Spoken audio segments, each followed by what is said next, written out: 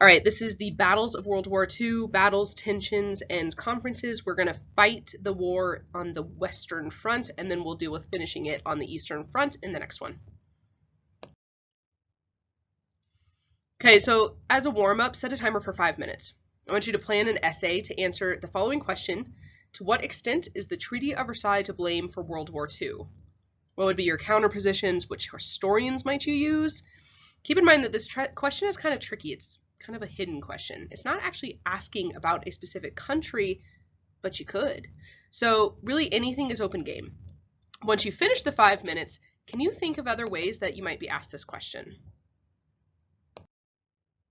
As we enter into the Cold War unit, we're going to be repeatedly asking the following questions. Who's to blame for causing and starting the Cold War? And we can further break that down into short-term causes and long-term causes. And which peace conferences contributed most to Cold War tensions? What technological developments came out of World War II that drove the Cold War into action? And finally, what marks the actual start and end dates of the Cold War? This last question is where most of our historiography is going to sit for this unit. Historians like to ask why. We know what, we know when, but why? Okay, so think back to World War I, where the main alliances were pretty simple to draw. How did those alliances actually develop, and where did the tensions naturally arise? So, for example, it doesn't really make sense for the UK to be aligned with Russia, and yet they were in the Triple Entente between the UK, France, and Russia. What actually encouraged that relationship? Was it because they were all just having some little country romance, or was it bigger than that? Most countries were focused on avoiding a two-front war. During World War II, this was less of an issue as air superiority changed the game of the war dramatically. You didn't have to worry about a two-front war because it was a global air war. Russia and Italy also changed sides halfway through the war out of necessity, but still, who are our main players and why? So many historians like Gaddis mark the beginning of the Cold War with the first atomic bomb that's dropped on Hiroshima. This marked the moment of what we call brinkmanship and the move towards mutually assured destruction, or MAD. Gaddis then goes to prove this theory with the tension in Korea and the immediate proxy war conflicts. However, more revisionist historians like Paul Chamberlain and even Sheila Fitzpatrick, who we studied under the Stalin unit, they argue that the Cold War started much sooner. As Paul Chamberlain suggests, the Cold War was a series of proxy war efforts, or wars that were fought in other countries for a larger, self-serving purpose.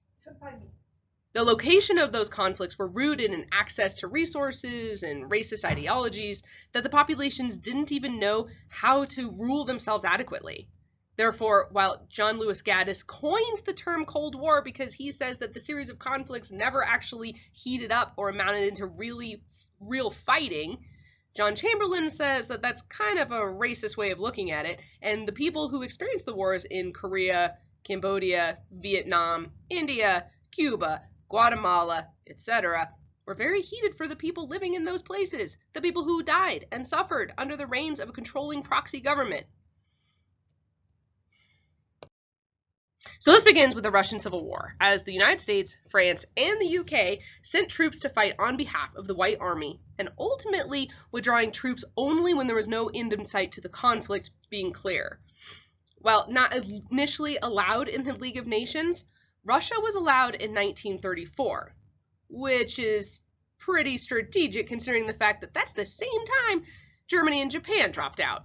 Japan and Germany leave the League in 1933, Italy left in 1937, and while the USSR was in it temporarily, they were expelled in 1939 due to the occupation of Poland and the Nazi-Soviet Pact. This demonstrates the lack of respect by pre-existing members and the lack of potential authority and involvement by Russia, especially in the future. Once Russia enters World War II on the side of the Allies, there's a marked distrust and disrespect from all sides. The next example of proxy Cold War tensions rising was in the Spanish Civil War. Franco, fascist, supported by Hitler and many capitalist governments, wanted to remove the monarchy. The fear of communist uprisings encouraged European countries, even the United States, to send in monetary support and soldiers in support of Franco's regime. Many European countries used the Spanish Civil War as a testing or proving ground to try out new warfare technology and strategies like gas and tanks, higher capacity round machine guns, etc. So historians agree that countries realized another world conflict was inevitable, and therefore they used the Spanish conflict as a training ground for multiple different things. Finally, the Nazi-Soviet Pact, or the Molotov-Ribbentrop Pact, as it's widely called, was a hallmark of tensions and blame that the UK, France, and the US use against Stalin to blame him for being the main reason that World War II begins. If he never entered into agreement with Hitler over Poland and the Baltics, Hitler would not have been able to declare war when he did. This is a long-term blame that Stalin's regime carries after the war, which only increases tensions when European countries try and rebuild their states financially, especially countries like France, which really took the brunt of a lot of the fighting, as they did in World War I. The Cold War stems from an unfinished idea of World War I that we now see as a war of ideologies. The Allies, minus Stalin, from World War I on were dedicated to open border trade and self-preservation of less developed nations. Think about Wilson's 14 points, in theory. Obviously, we see neocolonialism throughout this phase of history, but it is the emergence of the League of Nations and capitalism that's supposed to be preserving self-freedoms. However, Russia, and soon China, were focused on social collectivism, 5-year plans, closing borders due to xenophobism, and communism in one country, also known as mass starvation campaigns. These two theories can't really be more contrasting, and the conflict was inevitable, especially when you account for the lack of resources in an ever-expanding global population, rising industrial powers, and new technological developments. When the Nazi-Soviet Pact was abruptly broken in Operation Barbarossa, Hitler striked Russian territory, Stalin was immediately refocused on media as a friend, or Uncle Joe in the United States. Check out these cartoons depicting Stalin as a serpent or the bride of Hitler, which is my personal favorite, published in 1939. Oh, how quickly we change tone when Hitler invades Russia in 1941. Poor Uncle Joe. He was stabbed in the back. He's clearly the victim. And in 1942, it is official. Uncle Joe, he's invited to dinner. However, this propaganda can only last so long. Once the war is over in 1945, lines of acquired territory must be adjusted, and the Russian bear spreading his communist propaganda has returned in full force. So, keeping in mind relationships, building tensions, alliances, and the war of ideologies, let's go through the major battles. Okay, so this isn't a battles focus class. Instead, I want you to ask yourself two things. For each battle, how does technology differ in this battle, in World War II, to that of World War I?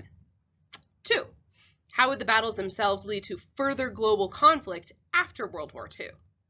Knowing that World War II started in 1939 with the invasion of Poland, we jump ahead to the Battle of the Atlantic from 1940 to 1943, which includes the Battle of Dunkirk, May 1940 to June 1940.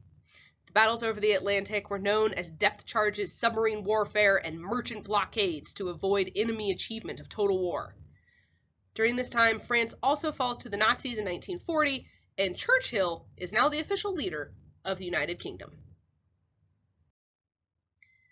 In June 1941, Hitler takes advantage of the weak Soviet army due to Stalin's purges of the people and military, and he invades Russia. Ukraine and Leningrad are quickly overrun. The USSR has the advantages of land, resources, and population in a war of attrition, which ends up being their saving grace to be able to survive a horrific series of attacks, but they will not be forgotten in the near future. Then Pearl Harbor is attacked on December 7th, 1941. Japan hoped to end the United States and League of Nations sanctions in reaction to the rape of Nanking. Those sanctions included Japanese-American assets and especially the refusal to sell petroleum and other goods, which was debilitating their ability to be able to expand in other parts of the Pacific. So the Japanese attacked, wanting to split the U.S. Navy so that it could then send its forces to the French Indies and steal the oil reserves away. However, it completely failed to cripple the United States Navy because they attacked an area that is known for its shallow waters, and it's pretty easy to repair ships that are docked in shallow areas. Some of the fleet was also elsewhere, so they didn't even attack as many ships as they hoped to be able to accomplish. This action officially ends the cash and carry policy, which stated that no war materials could be traded between non-warring countries. This is a League of Nations idea. But you could sell supplies for cash to belligerent countries if they provided their own shipping. It's like a warfare Amazon. Cash and carry provided a legal way of keeping American ships out of harm's way while remaining helpful to the UK. Now, they weren't leaving out Germany intentionally. Germany was cash poor, and therefore it couldn't afford to participate, which is obviously by design. Once the U.S. enters the war, the Lend-Lease Act takes its place in order for us to give loans to participating countries. The Battle of Midway used code breakers and allowed for the United States to begin a long string of battles in the Pacific, hopping from one Japanese territory to the next. Side note, microwave technology was originally invented as radar for these giant ships. A Raytheon engineer found food in his pocket heating and thought, delicious and smart. Stalingrad led to the severe hatred of the Germans as there were over 2 million casualties. The carnage was horrific, and it imprinted an image in Russian minds for the years to follow. When the Red Army marches on Berlin, they remember this moment, and they're going to pay it back in spades. In January of 1943, FDR and Churchill meet in Casablanca, Africa, to discuss the unconditional surrender of Axis powers. The African location was chosen because they wanted to show dominance and control of the Allied troops in North Africa. Stalin had been asking for help with the Eastern Front since he was attacked by Hitler's troops in Operation Barbarossa. His hope was that we would send reinforcements to the eastern side and to France to be able to split Hitler's troops. The Allies promised relief, but only after North Africa was fully under Allied control. This Eastern European attack to appease Stalin was eventually opened through the invasion of Sicily in July of 1943. Stalin, though, wanted a full, coordinated Allied attack on France, as that's where most of the Nazi army was, and could really defeat their forces, thus relieving some of the pressure off of the Russian troops. Stalin needed help in the East and help in France. However, he was sidelined, gaslighted, and ignored by FDR and Churchill. This act will later become the storming of Normandy Beach and D-Day, but not yet. In the meantime, the coordinated attack on Sicily, not East or France, as asked by Stalin, caused the defeat of Mussolini and leads to a civil war in Italy, thereby ending the threat of Mussolini's troops, and Mussolini was officially killed April 28, 1945. Furthering that northern African power play of dominance, the Allied leadership met in Cairo, Egypt on November of 1943, and the participating members included the United States, the United Kingdom, and China, which was a direct affront to Stalin. Now, this was obviously strategic as they discussed the future of Asia, hoping that Western powers would gain control over China post-World War II. Civil war was breaking out throughout China to get rid of the Japanese occupation. Two different views on how to rid China of foreign control stemmed from nationalism, supported by Western interests, and on the second side, communists, which were supported by the Russians. So during the conference, they agreed to a policy of the 4 policemen, who would ensure world peace following this global war. While Stalin was included in the post-war peace, it was understood that China, if they could stay nationalist against Stalin's dreams, it would control the Eastern Hemisphere. Therefore, the 4 policemen would be the United Kingdom, the United States, the USSR, and the nationalist China only if Chiang Kai-shek could win. The 4 policemen agreed to continue the war against Japan, even after Hitler was defeated. All surrendered countries must surrender unconditionally, which harks to the similarity of the Treaty of Versailles, and Japan would then need to retreat to all pre-World War I territories, thereby leaving those lands open for Western control to rebuild. Okay, so moving slightly north, the Allied powers then needed to prove control and occupation over the Middle East, and obviously that's going to have implications as we move into the Cold War, especially with the oil fields. During the Tehran Conference, the Big Three agreed to finally send troops to France and relieve Russian forces, as Stalin had been asking since the Casablanca Conference. This action later becomes known as D-Day, which ultimately leads to Hitler's defeat. So, D-Day. An organized amphibious attack on the Normandy coast, which landed about 300,000 troops in 1 week. They used code-breaking technology and deception to trick Axis powers into believing the attack would be somewhere else. It took years of planning and deception to execute. This planning in time led to tension between the US and USSR as Stalin, Uncle Joe, felt the US was dragging its feet to weaken post-war Russian standings. The D in D-Day doesn't actually stand for anything. As early as World War I, the United States military used the term D-Day to designate the launch date of a mission that didn't yet have an actual date. One reason was to keep that actual date out of the hands of spies, and another was just to serve as a placeholder until something was actually chosen. So they used the term H-hour for the specific time of the launch. The idea behind the ruse was to trick the Nazis into thinking that the invasion would occur to the closest French coastline to England. The Allies used fake radio transmissions, double agents, and even a phantom army commanded by American General George Patton to throw Germany off the scent. I had a student do an IA on this deception techniques, and due to the revisionist style that they looked at the tactics, she did really well because she looked at it with a new light. Something to think about.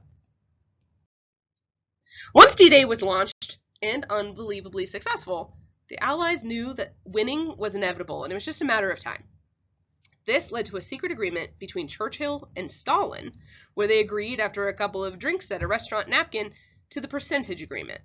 This percentage agreement allowed them each to have equal spheres of control in the Balkans, particularly Greece, which leads to endless conflicts later, which ultimately stokes the fire, which becomes the Cuban Missile Crisis. To be continued. While the League of Nations was a hot mess, I love his tongue. It was replaced by what would be the new global authority. Everything that the League was lacking, the UN would now replace. Namely, the original signing members would get veto power, which allowed them to unilaterally void anything they saw up for discussion that they considered harmful for the overall keeping of peace. It also created two new bodies of particular interest, the General Assembly and the Security Council. Where the League had no ability to fight, the Security Council could organize global efforts of troop deployment. In the Korean War, for example, or Korean conflict as the IB prefers, 80% of military commitment was through the United States. However, it was a UN effort to achieve global peace. Once Germany is officially defeated, the Big Three agree that Germany will be divided into 4 zones, which will operate under the control of the UK, France, the United States, and USSR. But very quickly, the Western nations agreed to consolidate their 3 pieces of control into one, leaving Russia as the untrustworthy commie unfriend, which leads to the Berlin airlift and construction of the Berlin Wall, and of course, brinkmanship. On the other hand, non-German countries were to be independent nations with free elections, deciding how to govern themselves, which, of course, Stalin doesn't like. He rathered violent occupation of nations to force communist economies, which he could then exploit in the Comintern over peaceful democratic elections of leaders. The final battles which put an end to this horrific war were the Battle of the Bulge, which was a last-ditch effort for Hitler to reclaim his D-Day losses, the Battle of Iwo Jima, which taught the United States that there were 2 ways to end the war in the Pacific, island hopping or atomic bombs, and the Battle of Berlin, where the USSR's Red Army remembers the battles which leveled Russian cities and repays the violence at Stalingrad. The USSR then remains in control of Berlin, while the Allied forces regroup and forces the Yalta Agreement, which promised the USSR a piece of the German pie, to be upheld, which they probably didn't want to do. The Red Army made an effort to feed the residents of Berlin, as ordered by Colonel General Bazarin. I think that's how you say it, Bazarin. However, in many areas, vengeful Soviet troops looted, raped an estimated 100,000 people, and murdered civilians for weeks. Which brings us back here. Yes, we still need to finish the war in the Pacific, but for the Western Front, what happens during World War II that sets us up for the next 55 years of Cold War conflict and distrust? Is there a marked beginning or end of the Cold War conflict? Is there one country or event that lands it to be more guilty than the others?